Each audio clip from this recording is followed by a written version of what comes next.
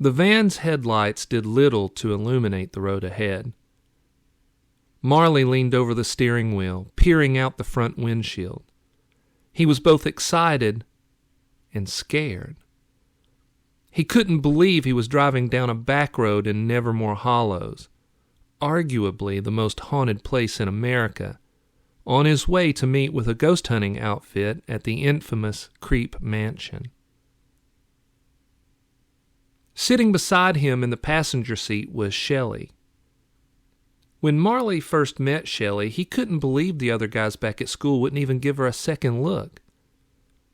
Sure, she dressed like a librarian from the 1980s, with big nerd glasses and knee-length skirts, but she was naturally pretty with big brown eyes and a curvy figure. He found her incredibly sexy. In the van with them were also Chuck and Lola. They all shared a passion for the paranormal, and last year they had formed a club which they called Zoinks because they'd come to realize that their collective love of all things spooky had begun in their childhood growing up watching Scooby-Doo. They had heard the rumors of vampire attacks, demon possession, terrifying and undefinable monsters that crawled around the hospital after midnight, and knew that Nevermore Hollows was the place to go for their first paranormal trip together. "How much further?" Chuck said. He was tall, good-looking, and built for sports, though he played none. He was sitting on the bench seat in the back. "Another mile," Shelley said. "I can't believe we're doing this," Lola said. She was the pretty one, bright smile, sparkling eyes, blonde hair pulled into a ponytail. Melvin was the fifth person in their group, but wasn't riding with them. He was a wannabe rock star with a wild bush of curly hair and sideburns. He was typically unreliable in any given situation. "Melvin better not let us down," Shelley said. "This is our first time doing this together. Everyone has their role to play to make it successful. I'll kill him if he messes this up for us." "He'll be there," Marley said. They turned off the country road onto a driveway that was little more than an overgrown path. It was lined with towering trees, with thick branches that snaked out overhead like the bodies of massive serpents. Spanish moss swayed in a weak breeze. Eventually, it ended in an overgrown courtyard in front of the hulking mansion. There were no lights on in the structure, but there was a Ford Explorer with the logo of the ghost hunters that were to meet them there. They parked the van and everyone got out. "Let's go meet our ghost hunter friends," Shelley said. She handed everyone a flashlight. They walked up the steps onto the rickety porch. The door stood ajar and a faint glow came from inside. "Hello?" Shelley called out. "Anybody here?" "Yes," someone said. "Hang on a sec." After a moment, a woman in her 20s with a bright smile and kind eyes came into view and stopped just inside the house. She held out her hand to Shelley. "I'm Peyton Stein. I'm one of the founders of the Nevermore Ghost Hunting Society. Matt is inside working on the cameras. Julio will be here soon. He had to stop for snacks. It's going to be a long night." "Nice to meet you. I'm Shelley. These are Chuck, Lola, and Marley. We appreciate you helping us get our own ghost hunting business up and running by showing us the ropes." "Oh, it's our pleasure," Peyton said. "But there's only 4 of you. In your emails you said there'd be 5. Shelley gave a peeved smirk. That would be Melvin. "He'll be along shortly." "No worries," Peyton said. She led them inside the mansion. She had her own flashlight illuminating the way. "There's no electricity, and we don't have cell service. It ended when you turned off the road, but we hope to have a workaround." She led them into a spacious room that had once served as a dining room. On a folding table sat 2 laptops. Sitting in a camping chair in front of the laptops was a beefy man in his late 20s with a beard. He stood and gave a wave. "I'm Matt. I'm the tech geek." Someone stepped into the room behind them. They turned to see a thin Hispanic man in his 20s with curly black hair wearing a My Chemical Romance t-shirt and jeans.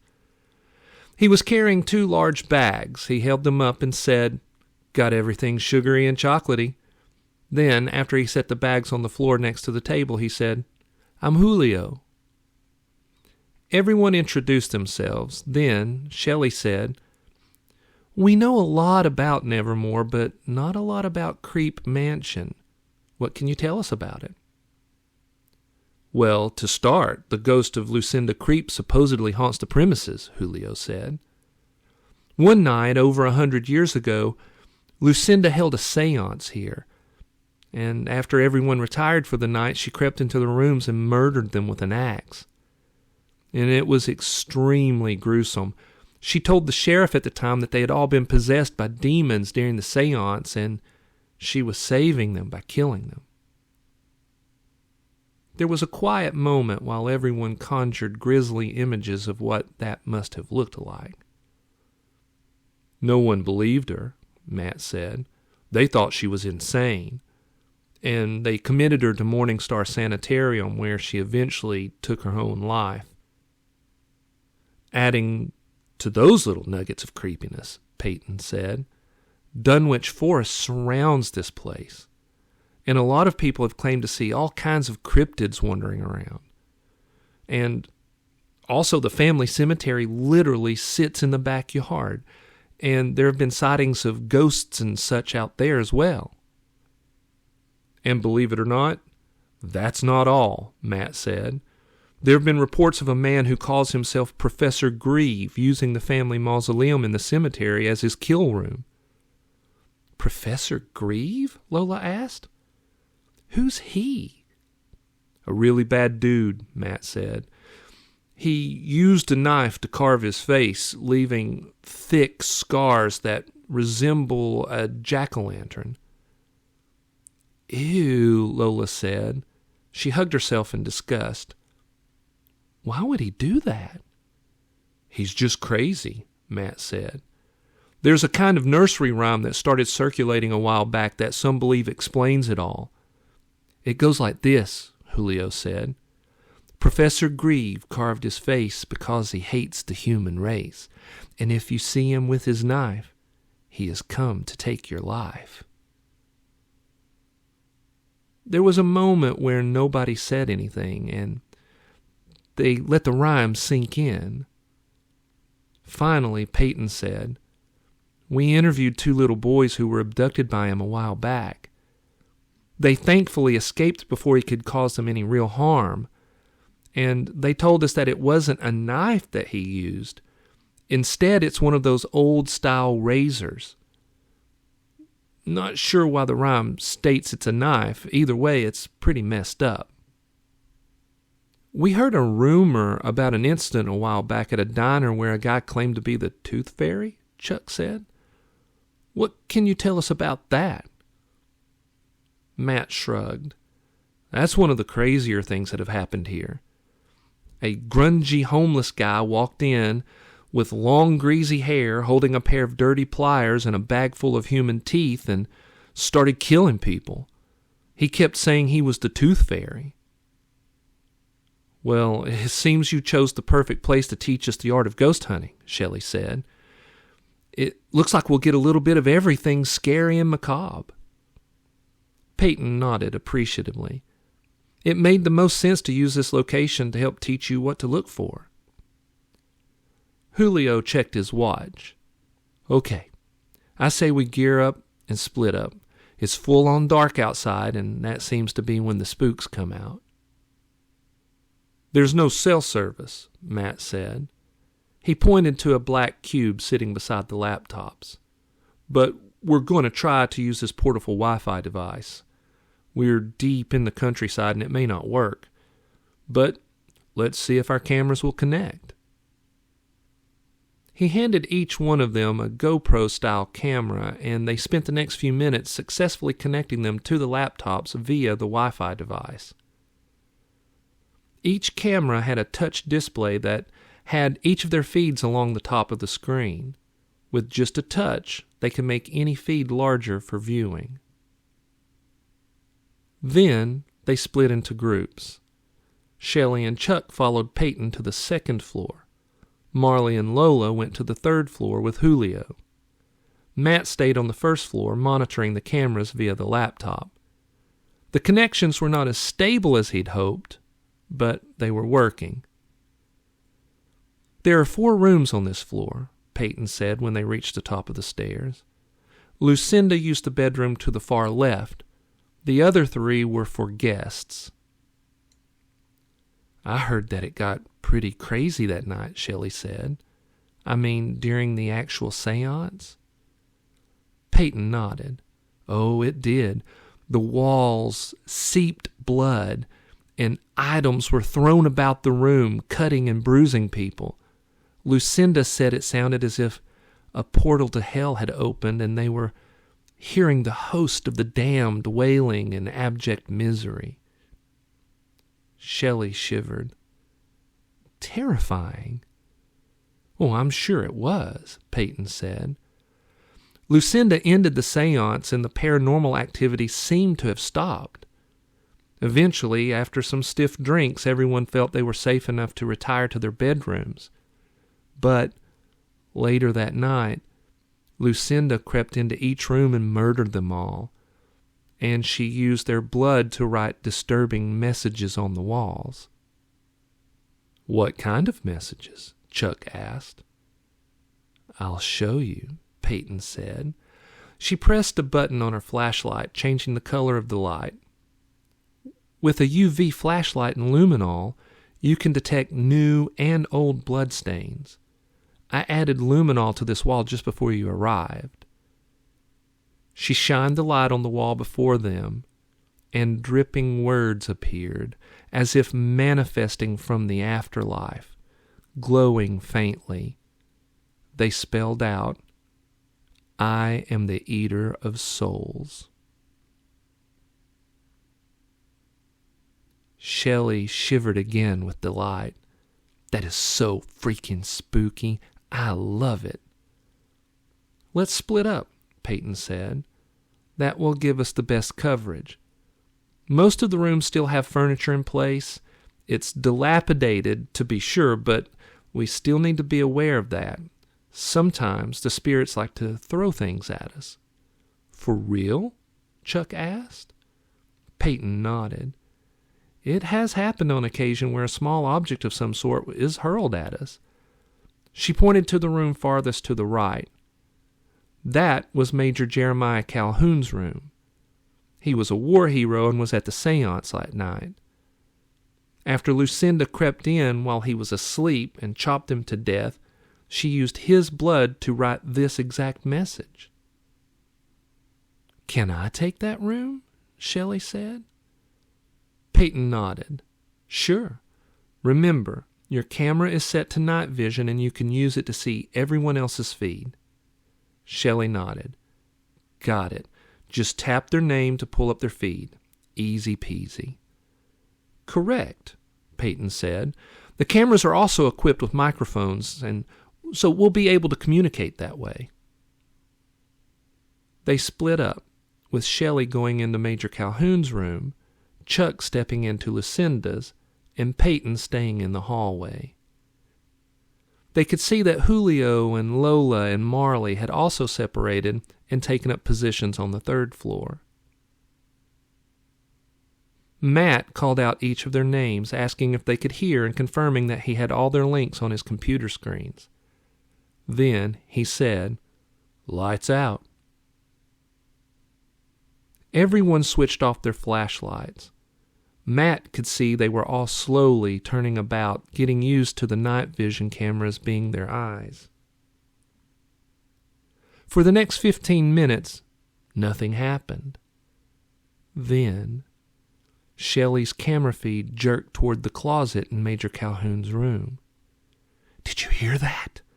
she whispered. Everyone had heard it. A brief, long scratch on the other side of the closed closet door. They could also hear Shelley's heavy breathing. "Careful," Matt said. They all watched via their cameras as Shelley crept toward the door. The creepiness of the moment enhanced by the eerie green glow of the night vision camera. The scratching came again, furtive and quick. Everyone held their breath. They could see Shelley's quivering hand as she reached for the doorknob. The door burst open, and a tall man stormed out. His face was covered in long, vertical scars. His teeth were filed into wicked points, giving him the appearance of a fleshy jack-o'-lantern. Shelley screamed as the man knocked her to the floor. The angle of her camera now looked up at him as he loomed over her. In his right hand, he held an antique straight razor. Cat-quick, he slashed down with the blade. Her camera cut out for 2 long heartbeats, then flickered back on.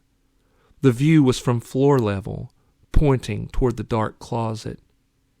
Shelley had stopped screaming. They could hear breathing, scuffling. Then they watched in horror as the man dragged a bloody Shelley into the closet and shut the door. Lola began to cry. Chuck yelled, "Shelley!" Then he ran out of Lucinda's bedroom and down the hall to Major Calhoun's room. Peyton followed behind, and they shot through the door and stopped in shock as they saw blood splattered across the floor. "Dear Lord," Peyton said, her heart pounding. "Matt, Julio, you know who that was, right?" "Yes," Julio said, his voice quivering. It was Professor Grieve." "That son of a bitch isn't a paranormal entity," Chuck said. His hands were balled into fists at his side, his face a mask of rage. "That means I can kill him." He started toward the closet. "Hang on," Peyton said. "He has a razor. We have nothing to defend ourselves." Chuck glanced around the room. He stepped over to the dilapidated and moldy poster bed. He broke one of the posts from the frame and hefted it like a baseball bat. "I'm going to smash his brains out." Seeing that he couldn't be stopped, Peyton decided to help, even though she was terrified. She stepped over to the door, grabbed the handle so that Chuck could stay focused and have both his hands free to club the twisted bastard. She yanked the door open. Everyone fully expected to see Professor Grieve standing over Shelley's slashed and bloodied body. But the closet was empty. Chuck stepped forward, switched on his flashlight, shone it inside. There was only a thick smear of blood on the floor. Grieve and Shelley were gone. "I thought he didn't have paranormal powers," Chuck said. How did he disappear?" "He's not supposed to," Peyton said. She felt sick looking at the thick blood curdling on the floor. Chuck turned to her and grimaced. "I'm going to find him, and I'm going to kill him." "Where do we even start?" Peyton said. "You said he took a couple of boys to a mausoleum after abducting them a while back," Chuck said. "Yes," she replied, seeing where Chuck was going with the question. "You think he somehow took her to the Creepe family mausoleum in the cemetery out back?" Chuck narrowed his eyes. "It's a place to start." Matt chimed in via the camera's speakers. Everyone meet here in the video room.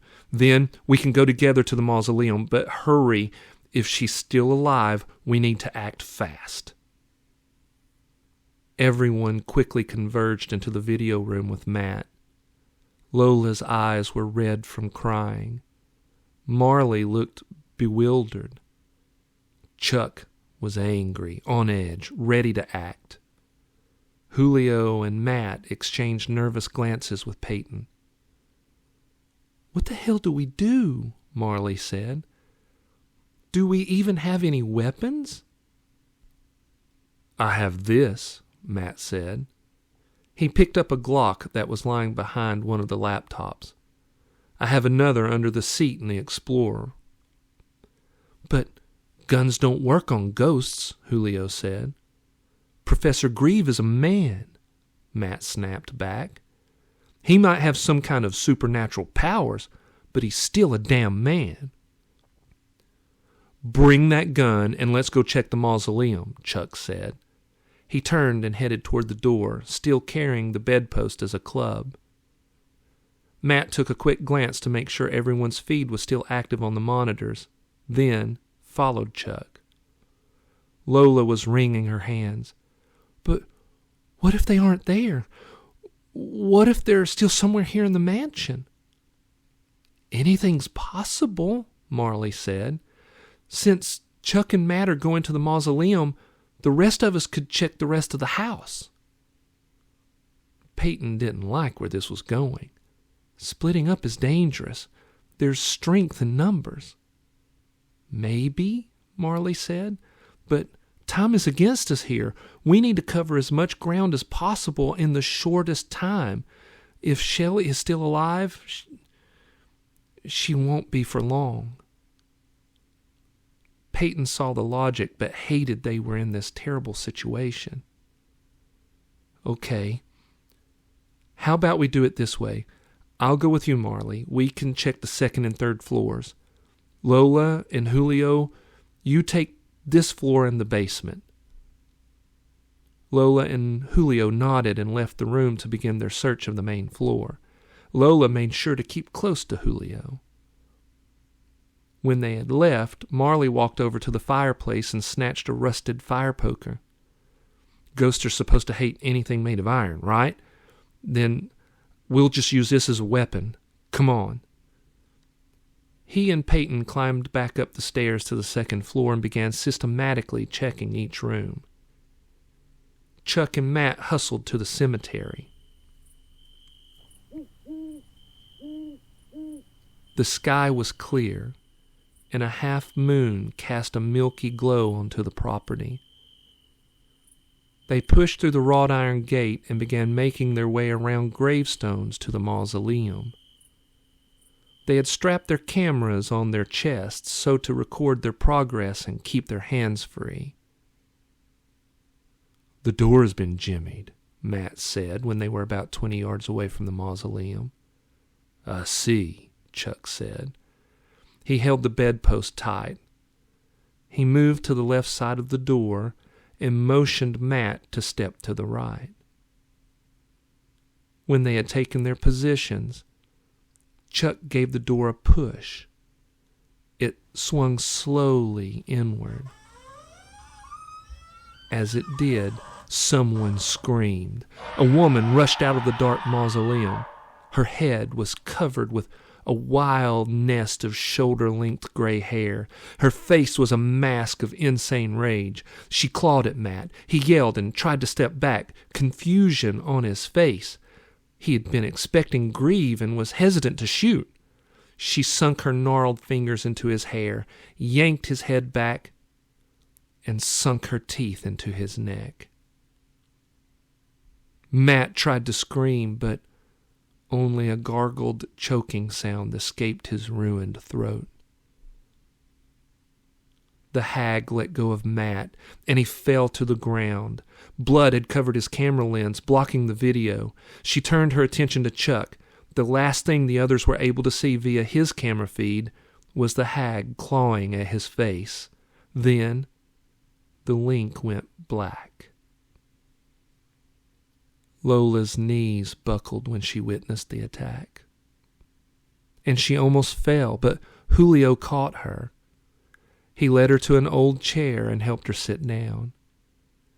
"It was her," Lola sobbed. That hag, it was Lucinda Creepe. She killed them. She killed them." They heard footsteps as Marley and Peyton ran into the room.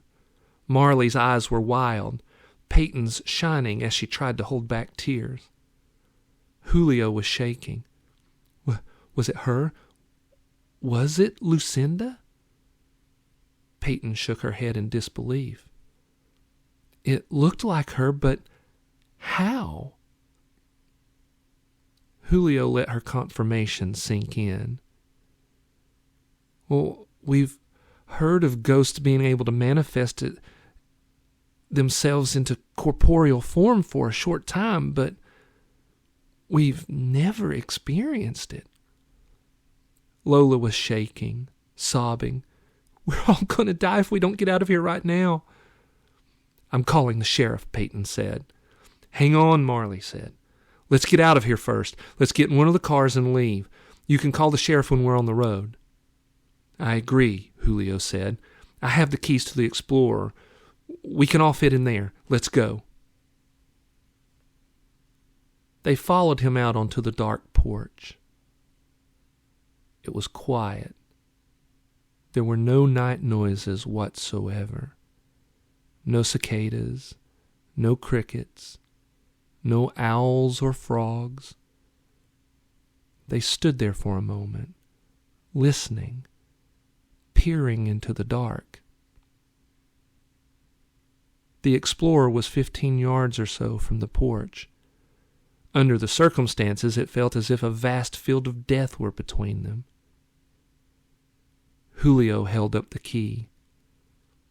"Unfortunately, it's an older model and doesn't have a remote start." They slowly made their way down the steps, glancing around, looking for danger.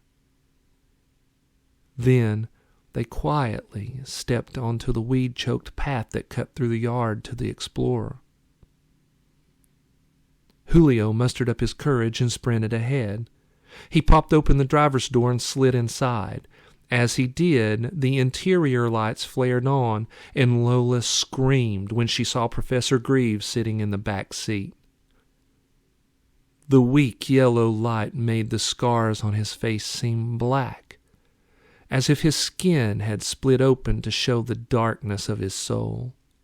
He used his left hand to grab Julio's hair and yank his head back against the headrest, exposing his neck. He used his right hand to drag the razor across his throat. Blood sprayed the windshield. Then he began plunging the blade over and over into Julio's chest, his throat, and his face. Just then, they heard Lucinda's insane cackle. It came from behind them inside the house. "Run!" Marley yelled. He shot toward his van, which was parked behind the Explorer. As he ran, a man in a filthy rain slicker stepped from behind the van. He was big, had shoulder-length greasy hair that fell down over his face. He wore black combat boots, and in one hand he held a dirty pair of pliers. In the other, a clear half-gallon size bag filled with human teeth. In Marley's panic-filled dash, he didn't see the man. Lola and Peyton screamed for him to look, but it was too late. The man shot toward him, seemingly too fast for a man his size, and rammed into Marley, knocking him to the ground. He dropped the bag of teeth and straddled Marley. He grabbed him by the chin, wrenched open his mouth, and plunged the pliers down. Lola was in full-on panic mode. She shot around the side of the house, trying to put as much distance between her and the monsters that were killing her friends. Peyton's heart hammered in her chest. She was also in danger of losing herself to panic, but she forced herself to remain calm, to think. She had to try to save Lola. So she steeled herself and shot off after her. She She could hear Marley screaming. She heard the man in the raincoat say, "I am the Tooth Fairy, and I've come to claim what's mine." She rounded the corner and saw Lola as she reached the back corner of the house. She heard another one of Lucinda's maniacal screams. Then, Lucinda shot out of the dark and swung an axe, burying the blade deep into Lola's stomach. Lola gave a choked grunt and looked at Lucinda with wide eyes. Her mouth fell open, and blood spilled over her chin and dripped down onto her shirt. "Shit, shit, shit," Peyton said. She turned and ran toward a barn that sat 40 yards away. As she ran, her mind raced at how unlikely it was to have so much paranormal activity at one location, no matter how cursed that location may be. Behind her, Lucinda cackled. "I have to rid you of your demons, bitch."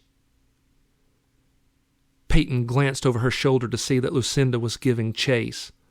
Then, to her dismay, the Tooth Fairy and Professor Grieve rounded the front of the house and ran after her as well.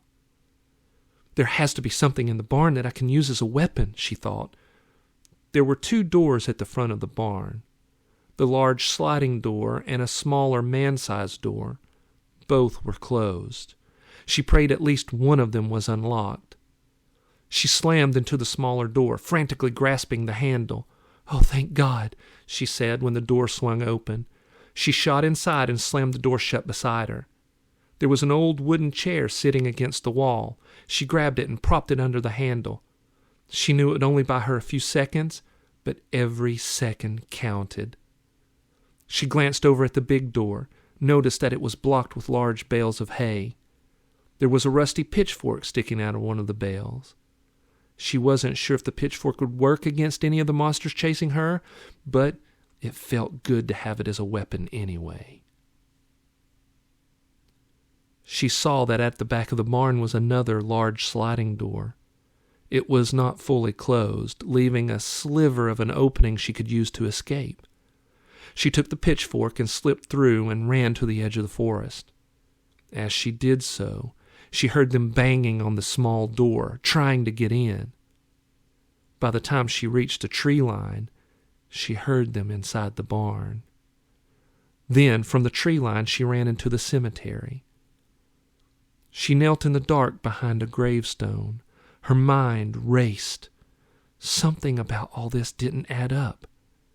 She slowed her hammering heart by taking long, steadying breaths. As her mind cleared, she devised a plan. She took her phone from her pocket, praying she was still somehow connected to the portable Wi-Fi. "Thank God," she whispered.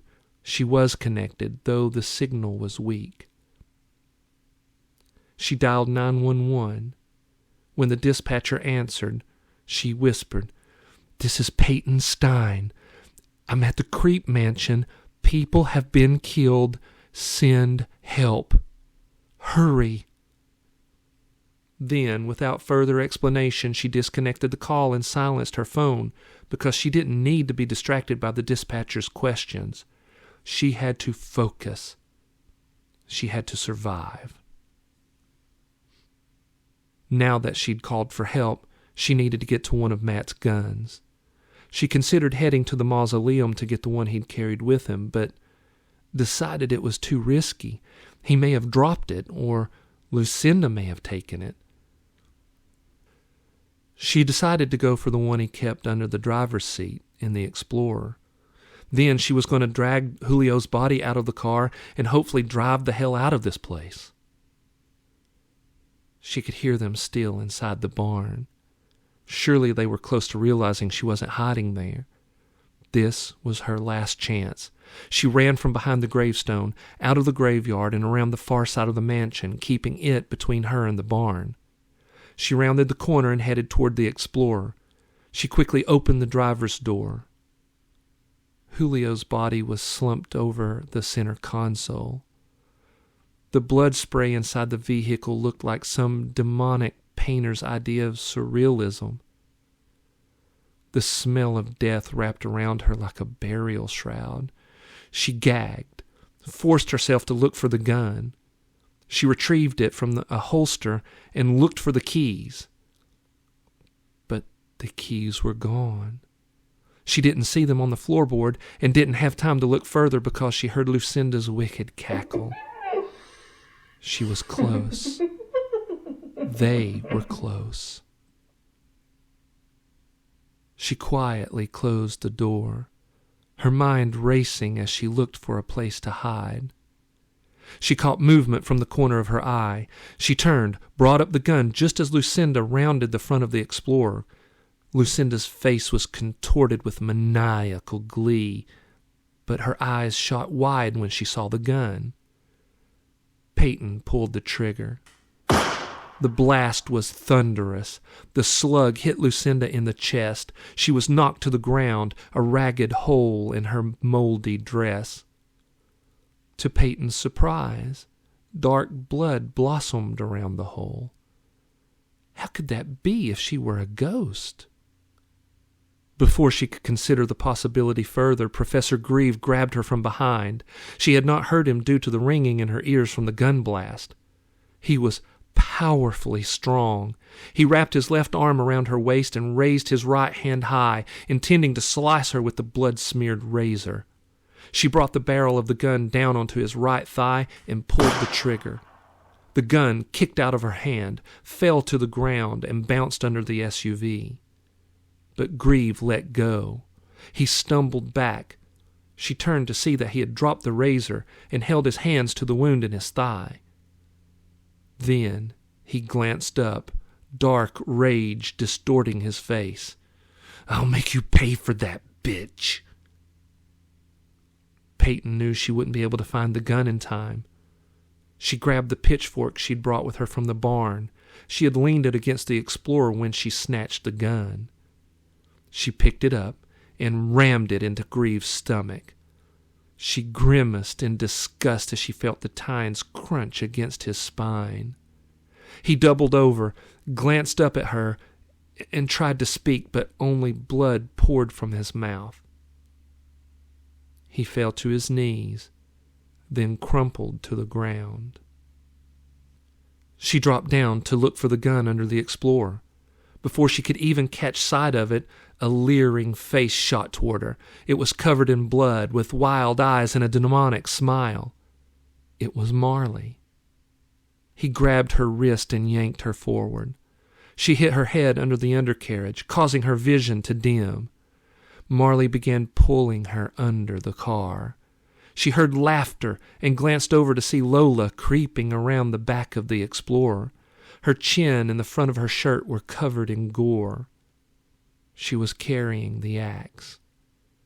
Peyton tried to yank her arm from Marley's grasp, but he was too strong. She caught sight of Grieve's razor lying a couple feet away. She grabbed it and raked it across Marley's wrist. It cut deep into his flesh, severing the tendons in his wrist. He hissed and let go. She turned just as Lola lurched over her and raised the axe. Peyton groaned and pushed herself up with everything she had and jammed the razor under Lola's chin. Lola dropped the axe and fumbled at the razor's hand, but the blade had been forced deep into her skull, and she fell against the Explorer, then onto the ground beside Grieve's body. Marley crawled out from under the Explorer, the hand with the severed tendons gushing blood and flopping around helplessly. He growled with rage as he scrambled toward Peyton. She grabbed the axe and brought it down onto his back. He made a gurgling sound and fell silent. She caught sight of the gun and picked it up, then leaned against the Explorer and cried. In part because she was terrified. In part because she was emotionally and physically drained. Her knees were weak, and she was cold. Then she remembered Matt's gentleness, the gleam in his eyes, and Julio, his smile. She remembered how they were both good men. Anger sparked inside her, warming her, growing in intensity, flaring into a righteous call to action. There was still one more of them out there. The one in the yellow rain slicker. The Tooth Fairy. She was not safe until he was taken care of. She pushed herself away from the explorer, intending to search for him. But as she turned, he stood at the back of the SUV, looking down at the bodies of the others. He looked up at her through the greasy hair that hung over his face. He charged her, not noticing that she held the gun. She fired a round into his thigh. He stumbled, nearly fell, reached out toward her, and she shot him in the other thigh. He fell to his knees, then rolled over onto his back. Suddenly, the scene was awash with alternating red and blue glow. 2 cruisers from the sheriff's department came roaring up the overgrown drive. They had their sirens on, but she had not registered them due to her shock and the ringing in her ears from when she had fired the gun. They pulled to a stop, and 2 deputies jumped out of one cruiser, and Sheriff Cotton Mosley stepped out of the other. Mosley was a man of few words and an eye for details. He quickly took in the scene, then motioned for her to step over to him. The deputies ran over to the man in the rain slicker, rolled him over, and cuffed him. "What happened?" Mosley asked. Her tears had dried up, but they threatened to well up again. She fought them back. "We were hired to show some kids how to be ghost hunters, and then we were attacked by these monsters. They killed Matt and Julio, and they tried to kill me. I promise I killed them in self-defense." "I don't doubt that one bit," Mosley said. He was a man of average height, but exuded confidence and security. He removed his Stetson and wiped his brow with his forearm. "At first we thought these monsters were paranormal," Peyton said, "but I became suspicious. It just wasn't adding up." Mosley watched as a deputy helped the man in the rain slicker into a sitting position. He stepped over and squatted down in front of the man. Peyton stood behind him. Mosley took a moment to look the man over, then reached out and grabbed a handful of his hair and tugged. "This is a wig," he said. He removed the wig, and Peyton gasped. "You son of a bitch!" Mosley glanced up at her. "I take it you know him?" Peyton's rage was white hot. "It's Chuck. He's one of the kids that hired us." Mosley glanced back at Chuck. "Explain," he said.